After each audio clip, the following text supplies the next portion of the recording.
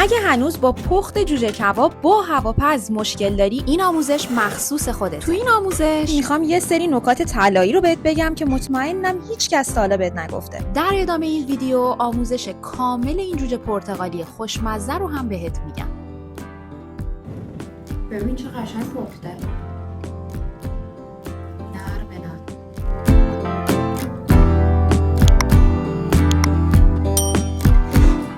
آشپزی با هواپز واقعا راحته، برعکس چیزی که اکثریت فکر میکنن و کامنت هایی که خیلی میگیرم و بهم میگن که کباباشون یا کلا غذایی که با هواپز درست میکنن خشک میشه و نمیپزه، مغزش خام میمونه. اکثرا این کامنت ها رو من میگیرم و باید بهتون بگم تمام اینا یه سری قلق و نکته های ریز داره که اگه رعایت کنید و دستتون بیاد دیگه واقعا میشه عصای دستتون هواپز و تمام غذاهاتون رو باور کنید با هواپز درست میکنید. انقدر که راحت. تو این آموزش من این جوجه کباب پرتقالی رو کامل بهتون دستورش رو میگم و همزمان بهتون یه سری نکته میگم که اگه اونا رو رعایت کنید جوجه کبابتون عالی میشه و نرم و آبدار میمونه و کاملا هم میپزه. برای درست کردنش سینه مرغتون رو حالا به هر اندازه‌ای که میخواین برش بزنید و تیکه تیکش کنید و در نهایت با موادی که بهتون میگم باید طعمدارش بکنید. ببینید موادی که جوجه‌تون رو باش طعمدار میکنید میتونه هر چیزی که خودتون دوست دارید باشه، سلیقه‌ایه، ولی این نکته‌هایی که میگم باید حتما توش رعایت بشه.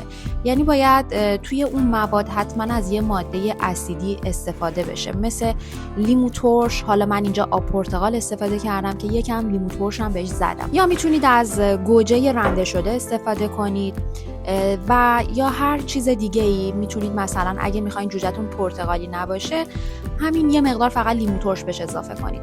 این ماده اسیدی که بهش اضافه میکنید و استراحت بعد اون توی یخچال باعث میشه که مغز گوشت مرغتون نرم بشه. توی ادویه ها فلفل سیاه خیلی کمک کننده است توی نرم کردن گوشت، مخصوصا گوشت قرمز. من اینجا بهش آب پرتقال اضافه کردم و ادویه که شامل فلفل سیاه، نمک، یه مقدار تخم گشنیز و حالا هر چی که خودتون دوست دارید ادویه استفاده کنید بزنید. و من یه خورده پوست پرتقال هم رنده کردم، خیلی کم، که فقط اون عطر پرتقال رو بگیره. تو این جوجه کباب من از سیر رنده شده استفاده کردم. یه حب سیر کافیه برای اون مقدار جوجه که حدوداً 500 گرم هسته. میتونید به جای سیر از آب پیاز استفاده کنید. آب پیاز خودش هم توی نرم کردن گوشت واقعا کمک میکنه. بعد از اینکه مواد رو خوب مخلوط کردین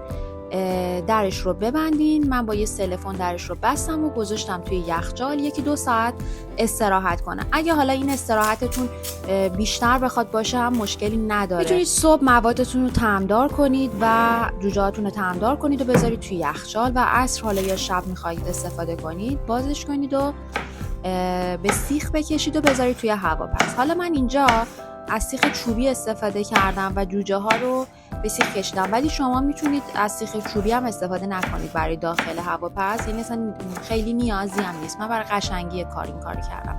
همینجوری میتونید جوجه هاتون رو بچینید داخل سبد هواپز. حالا من یکی در میون با فلفل کاپی که برش زدم و تیکش کردم همینطوری که میبینین به سیخ کشیدم. این فلفلام به خاطر اینکه حین پخت عطر خوشمزه تری به جوجه هامون بده.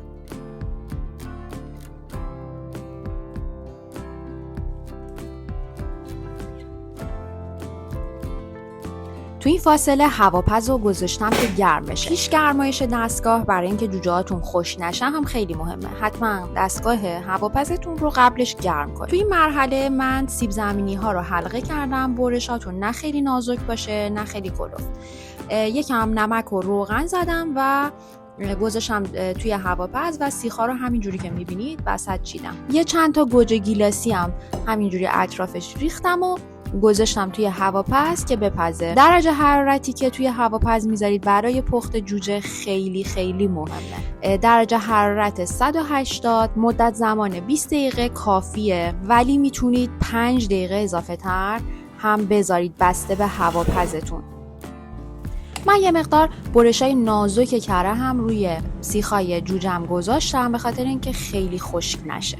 تو هواپزای مختلف یه سری برنامه‌های پیش‌فرض هست که بنا به تجربه خودم خیلی موقع‌ها اون برنامه‌ها درست نیستش. مثلا درجه حرارتی که برای پخت سینه مرغ گذاشتم بعضی جاها 170 و یا 160 هم دیدم که خیلی این درجه حرارت پایینه و تا بخواد بپزه خب خشک میشه گوشت مرغ. ولی 180 مناسب ترین درجه حرارته و همینطور که میبینید بعد از 20 دقیقه ببینید چه قشنگ پخت. همینطور که میبینید بعد از گذشت 20 دقیقه و درجه 180 جوجه ها کاملا پخته و حسابی نرم هم مونده، یعنی خشک نشده. اینجا گوجه گیلاسی ها هم کامل پخت ولی سیب زمینی ها فقط روش سرخ شد و من دوباره برگردوندم و 5 دقیقه دیگه رو درجه 200 گذاشتمش.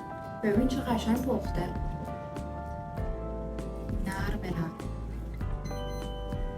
امیدوارم که از این آموزش لذت برده باشی. اگه این ویدیو رو دوست داشتی یادت نره حتما لایک کن و نظرتو هم برام بنویس. اگه سابسکرایب نداری خوشحالم میکنی که کانال رو سابسکرایب کنی و به دوستات هم معرفی کنی.